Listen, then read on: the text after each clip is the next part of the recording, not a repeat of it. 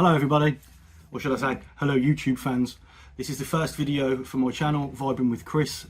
On this channel it's literally going to be vibing about comic books, movies, anything really, mainly unboxing action figures. And today you're joining me for my first unboxing, which is version 1 of Gunslinger Spawn, created by McFarlane Toys. And obviously Gunslinger Spawn is quite a big deal at the moment in the Spawn universe, both with Scorched and his own single run.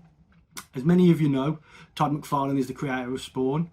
It's a comic book that changed the landscape of the comics industry with the launch of Image Comics.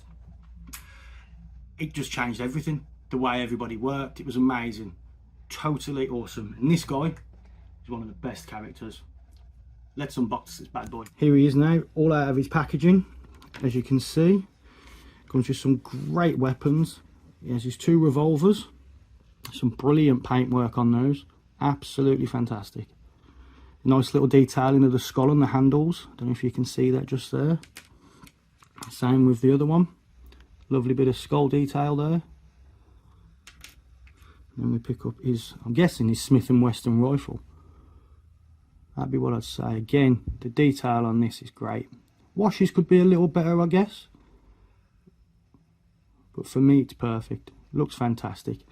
Typical sort of bendy plastic that you get, but overall nicely painted. And of course comes with a Spawn stand and his revolver holster. Now let's get to the figure. Okay, now we come to the man himself, Mr. Gunslinger Spawn. Obviously made his debut appearance in issue 119 in 2002. Very small cameo, sort of one-page appearance with no dialogue.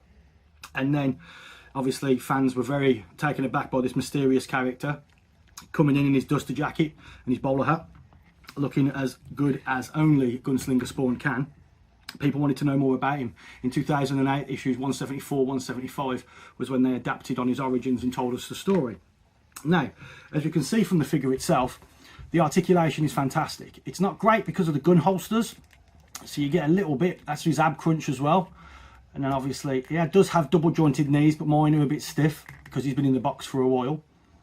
Only the one wants to bend. He does also have the toe articulation there, goes all the way up. That's quite scary.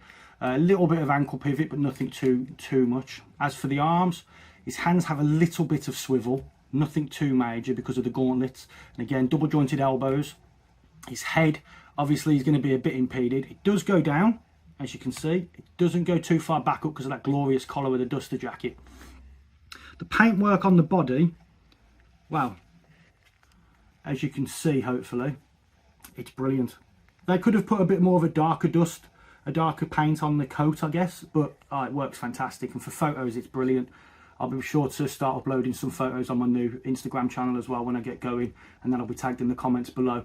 As you can see on the hat, all the different skulls and everything like that. Right, let's get him set up with his weapons and see how he looks. As you can see, I've got him all posed now. He's looking all cool there in his little gunslinger pose. The rifle is on the back, as you can tell, in its holster. A little bit tricky to get on over the coat and that, because obviously you don't want to damage the plastic and stretch it too much.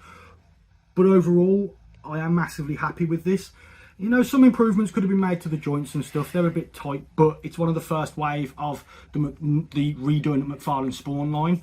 So obviously, you know, it's kind of sat in its box for a while. The other pistol is in his holster, as I only want the one pistol out in my pose. There he is. And now I'm going to bring in the Mortal Kombat Spawn, but it is the second edition of that with the mace, because I couldn't get my hands on the version with the sword. So if we bring in Mortal Kombat Spawn, as you can see, height wise there's not too much difference. Obviously this dude is in his super cool hat, you know, repping the old slash top hat there from Guns N' Roses, looking all cool. This Spawn, how, you know, small, but it's your standard Spawn with the big cape, the big cowl. It's all good, looking as only a Spawn can look there, all cool. Fantastic figures, the McFarlane Toys. I just wish they were more readily available in the UK.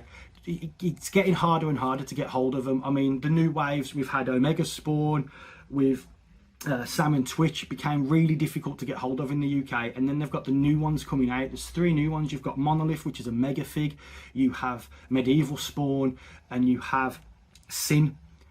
There's only certain places online that do them. You know, it's very difficult to get hold of them. I'm begging McFarlane to make them more readily available to us in the UK. Now, I know you're watching this and you're thinking this guy's mad about Spawn. There's other action figures I'm into. I collect the DC line. You know, I was massively into wrestling, and I've sold all my collection to focus more on this sort of stuff, because I felt that you guys out there in the YouTube world were not seeing a representation in the UK of a guy opening and discussing Spawn figures. And they are very, very good. They're just as good as the DC Multiverse line. It's the same company. And Spawn itself is a fantastic comic. I implore everybody to go and grab just one. Hell, even go out and grab the reissue of issue #1.